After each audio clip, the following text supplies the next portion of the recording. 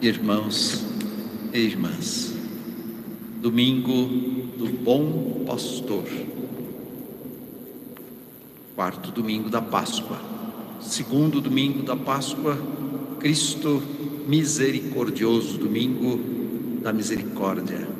Domingo passado, terceiro domingo, Evangelho dos discípulos de Emaús, focalizando a presença do ressuscitado, que se perpetuaria, como de fato se perpetua, na Eucaristia. Hoje, domingo do Bom Pastor, ouvimos no Evangelho, e por isso também Jornada Mundial de Oração pelas vocações sacerdotais. Então rezemos nesse sentido também, pelas vocações dos seminaristas, os vocacionados, a perseverança dos sacerdotes, colaboradores do Cristo Bom Pastor. Nós ouvimos, primeira leitura, Atos dos Apóstolos, um discurso de São Pedro. Na segunda leitura da carta de Pedro, também palavras de São Pedro. No Evangelho, palavras do próprio Cristo. São Pedro, na segunda leitura, nos lembra que o bom pastor nos faz recordar que o bom pastor não é outro senão o próprio Cristo, que morreu e que ressuscitou, que se entregou à morte por nós.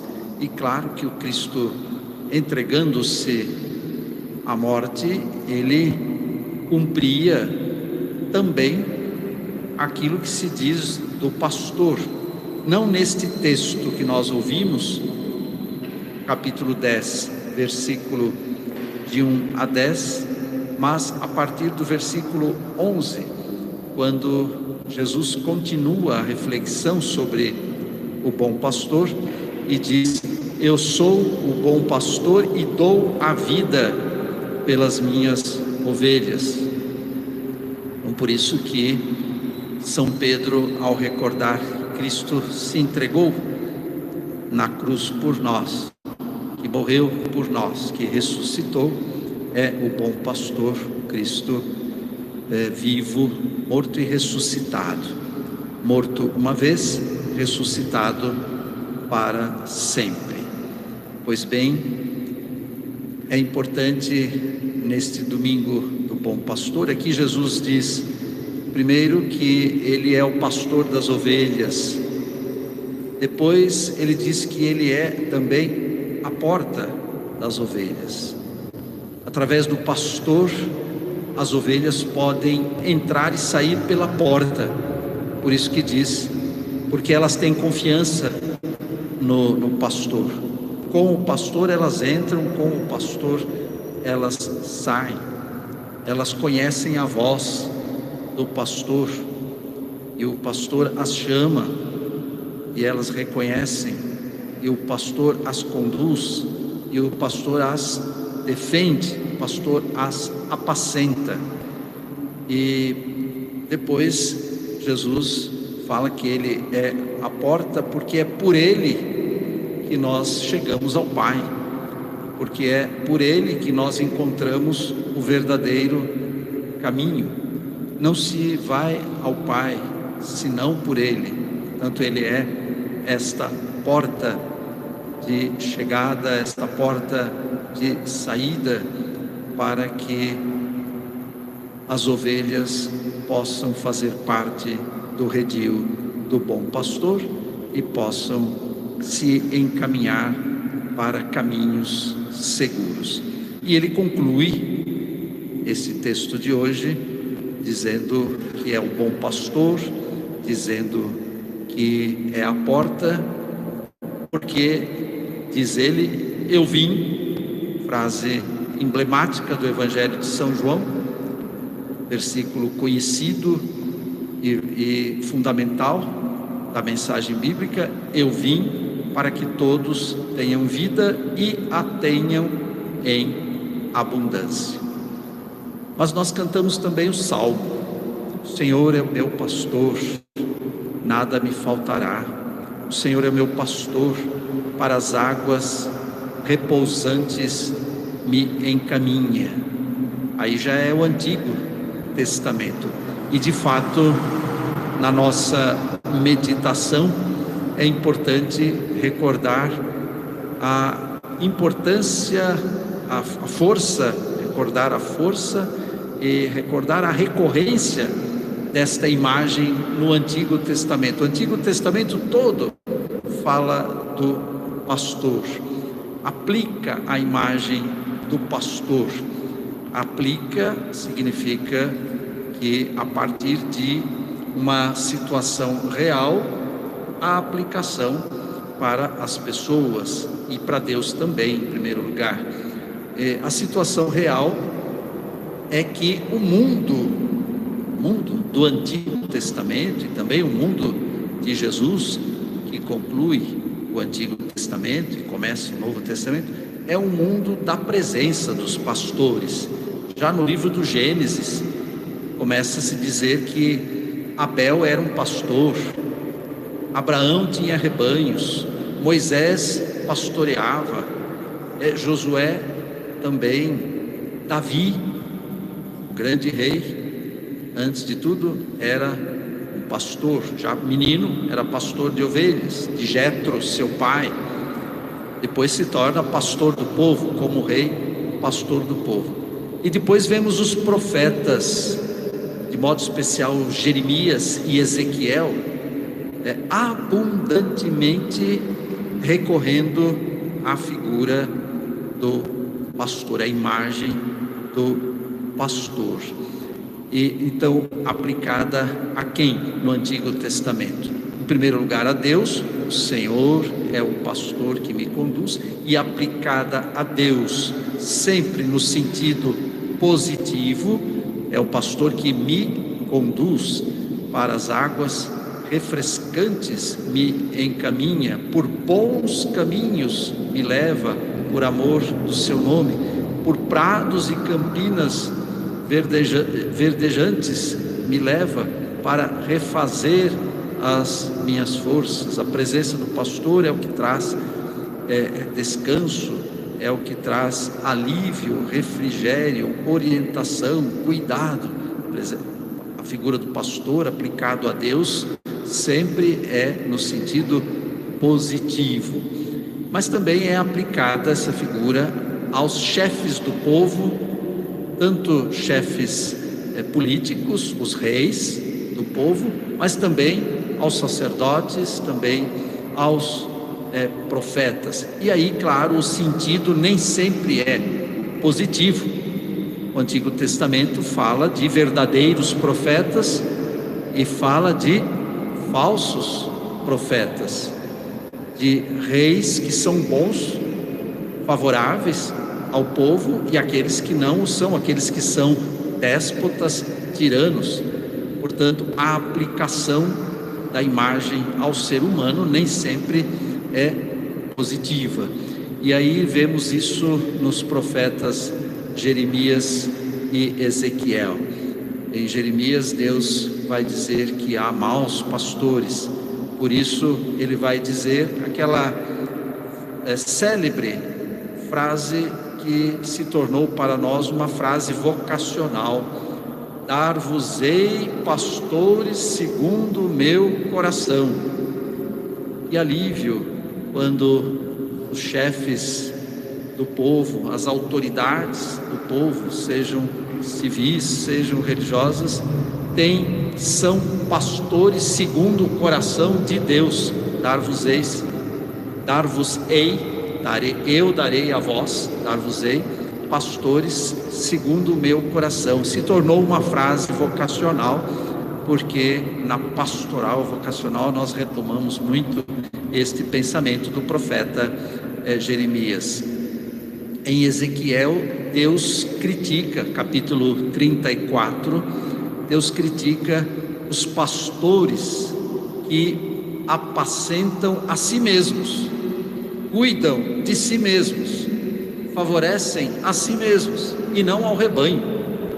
Ai desses pastores que deixam o rebanho perecer, que deixam o rebanho dispersar. E aí Deus fala em Ezequiel: não eu vos darei pastores, mas eu serei o pastor, eu vou cuidar, e vou olhar de modo especial para aquela ovelha ferida, para aquela desgarrada, para aquela débil, aquela que está necessitando dos ombros, da atenção, do amor, do carinho do bom pastor. Pois bem, no Antigo Testamento, a figura do pastor aplicada a Deus: o Senhor é meu pastor, nada me faltará, ainda que eu passe pelo vale escuro da morte, nem mal temerei, estás comigo, com bastão, com cajado. Aplicada a Deus e às autoridades do povo. No Novo Testamento, aplicada ao Cristo, porque Ele mesmo diz: eu sou o bom pastor. E quando Ele diz isso: eu dou a vida pelas minhas ovelhas, eu conheço as minhas ovelhas e elas me conhecem. Eu tenho um sonho, que haja um só rebanho e um só pastor. Há outras ovelhas que não estão aqui no redil, que não estão no rebanho, eu quero reuni-las também. Grande sonho de Jesus, de que ninguém fique de fora. A compaixão do coração do pastor, lá no Evangelho de Marcos, também no de Mateus, vemos que diante da multidão, Jesus olhando aquela multidão, o coração dele se compadecia, e ele dizia: tenho compaixão deste povo. Eles estão parecendo, essas pessoas, essas multidões, estão parecendo ovelhas sem pastor, quase que como se dizendo: eu tenho que cuidar deste povo, eu tenho que dar a vida, que conhecer, que amar, que reunir este povo. O Novo Testamento aplicado a Jesus. São Pedro, na segunda carta, fala que Jesus é pastor e guarda do rebanho. A palavra pastor é a palavra pastor, no grego poimen, ego eimi ho poimen ho kalos, eu sou o bom pastor. Pastor e guarda na Bíblia em grego é episkopos, é o bispo, porque o bispo tem que ser, antes de tudo, pastor. Por isso, no Novo Testamento, aplicada esta figura do pastor, a imagem do pastor ao Cristo e também aos ministros da igreja, aos apóstolos em primeiro lugar, e depois na igreja, no tempo da igreja, aos ministros da igreja. Por isso que no dia do bom pastor nós rezamos para que não falte pastores. A messe é grande, rogai ao Senhor da messe que mande pastores. A messe é grande, os operários são poucos. É necessário sempre mais pastores para, em nome de Cristo, guiar o rebanho, que são, repito, os bispos, os ministros ordenados, os ministros do altar, os ministros da palavra, os bispos, os sacerdotes, os diáconos e o Papa. O Papa é o primeiro, o Papa é bispo, o Papa é o primeiro bispo, é o bispo cabeça dos bispos, cabeça da igreja, figura, sinal, representante, primeiro, visível na terra do Cristo, bom pastor. Por isso ele reza pelo povo, por isso ele olha para o povo no mundo inteiro, por isso ele sofre com o sofrimento do povo, vai ao encontro do povo, porque é a imagem, primeira imagem do Cristo bom pastor. Depois todos os bispos, seus colaboradores, todos os padres, sacerdotes, colaboradores dos bispos. E por isso rezar pelas vocações é rezar para que não faltem os pastores para conduzirem o rebanho que é a igreja.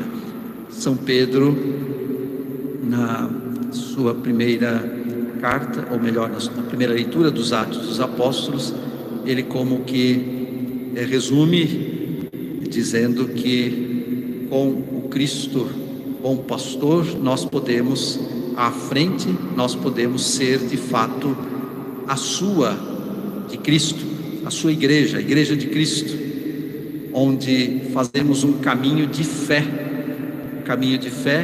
que passa lá, segundo São Pedro, pela conversão, pelo batismo, pela condução do Espírito Santo. É o Espírito que conduz os nossos corações, de fiéis, de pastores e de cada um na Santa Igreja, que conduz a Igreja, e o testemunho, a fé, a conversão, o batismo, a graça do Espírito Santo, a presença do Espírito Santo e o testemunho bom, testemunho de que de fato Cristo veio para que tivéssemos a vida e a vida em abundância. Conversão e batismo. Lá no começo era assim, as pessoas se achegavam entusiasmadas com a palavra dos apóstolos, como antes o entusiasmo com as palavras do Cristo, agora o entusiasmo no começo da igreja com as palavras dos apóstolos. Se entusiasmavam, se convertiam. O que devemos fazer? Convertam-se, arrependam-se, e eram batizados. Isso no começo. Hoje nós fazemos o contrário. Hoje nós já sabemos disso, já sabemos que é assim.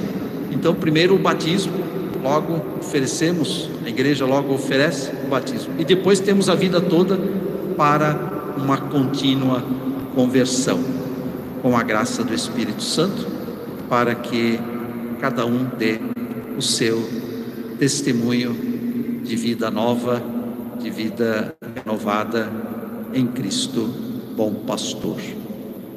Amém.